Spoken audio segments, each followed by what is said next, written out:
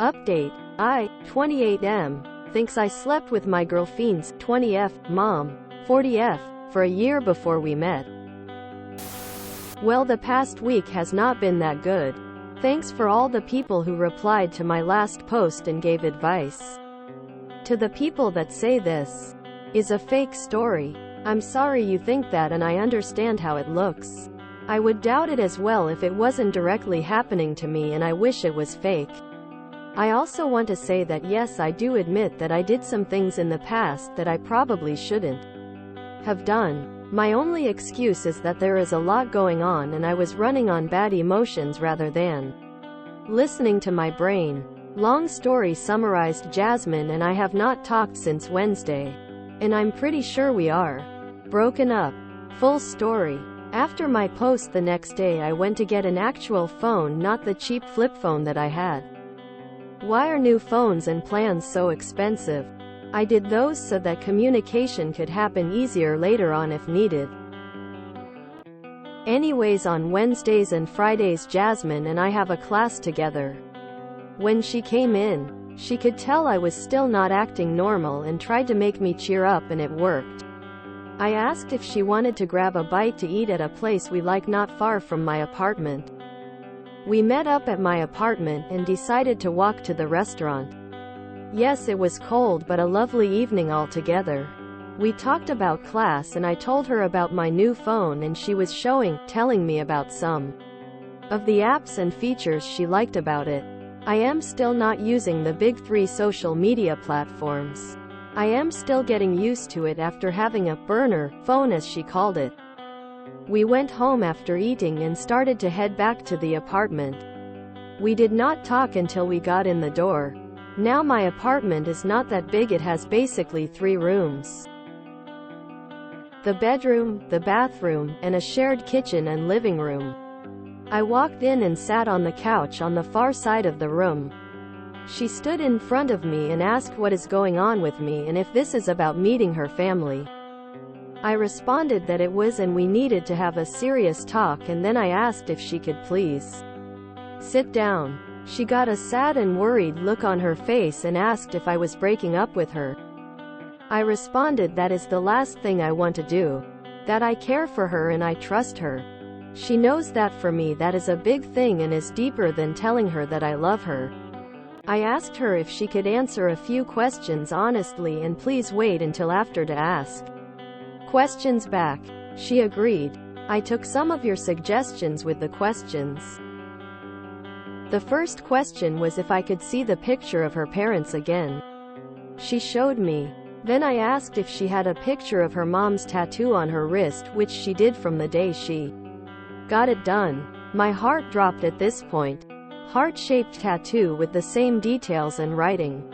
She noticed my shift at this and started to ask about it but stopped herself. I then asked if her mom goes to the gym. She responded that she thinks she did before her brother goes to school.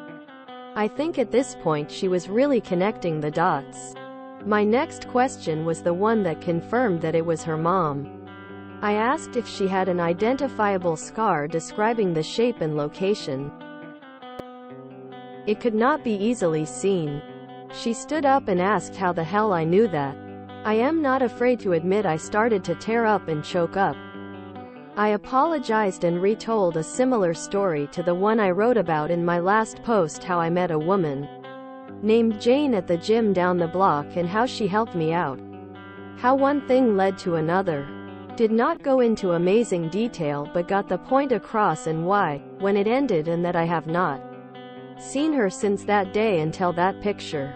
She stood there and started to cry. I wanted to stand up and give her a hug but was afraid of what would happen.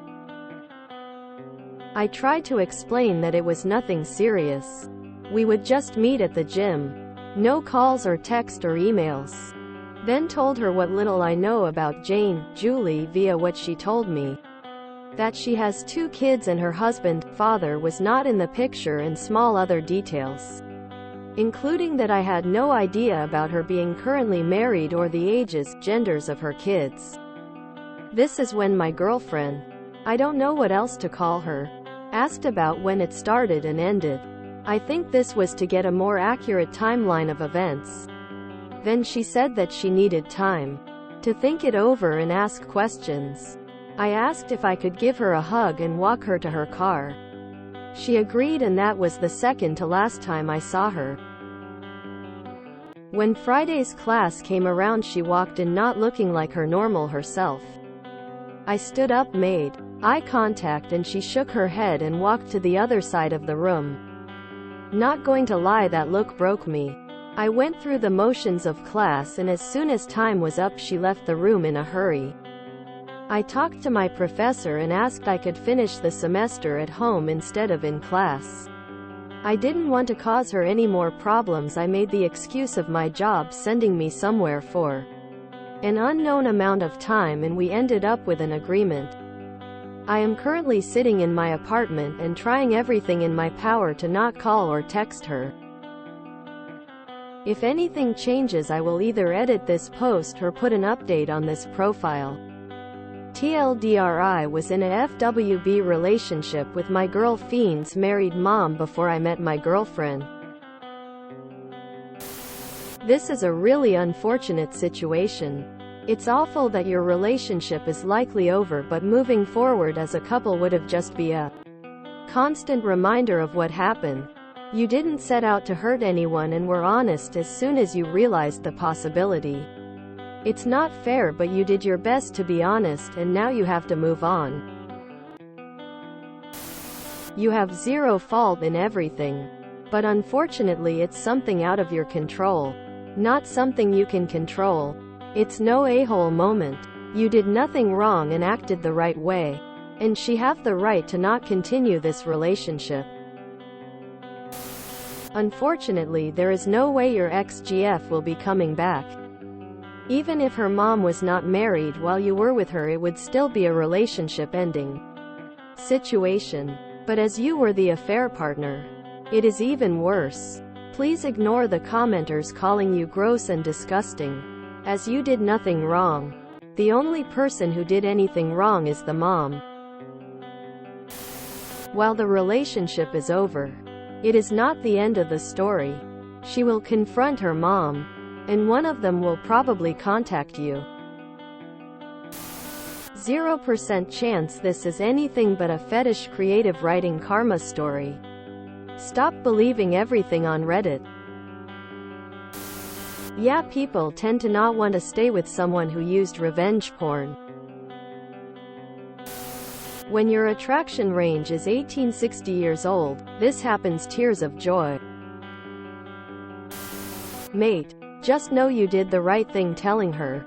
Did you even find out what the fallout was with your cheating ex? Why are you chasing a 20-year-old anyways? You shouldn't be dating a 20-yo anyways. The update is as fake as the original story. This sucks for you. But I don't think she's coming back, and it's probably for the best. She simply can't have a serious relationship with her mother's affair partner. And who even knows how badly this had blown up her family. Finding out her mom was cheating for so long. Gently. Maybe don't date women so much younger than you. Reduces the chance that you shagged their mom. Fake and gay. Didn't I hear this same exact story on here a few months ago? You're a good guy for giving her space by not calling or texting her. You sacrificed your education for her comfortability as well. That will do her wonders. Keep giving her space and support her with anything she needs. IG she reaches out. Ew. Gross. Nauseated face vomiting. Aren't you the revenge porn guy?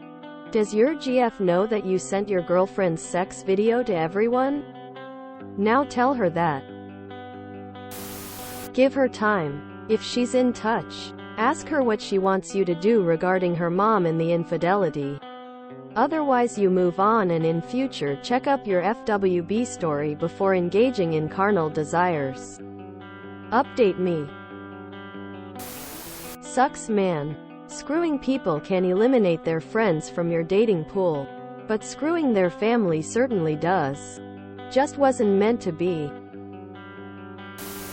First the mom and now the daughter. Might as well get with the dad too. In immortal words of Captain Picard, it is possible to commit no mistakes and still lose. That is not a weakness. That is life.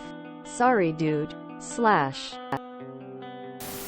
If you enjoyed this video, please check out our playlists full of similar content. Epic Ericast is like doom scrolling for your ears. Please like, share, and subscribe.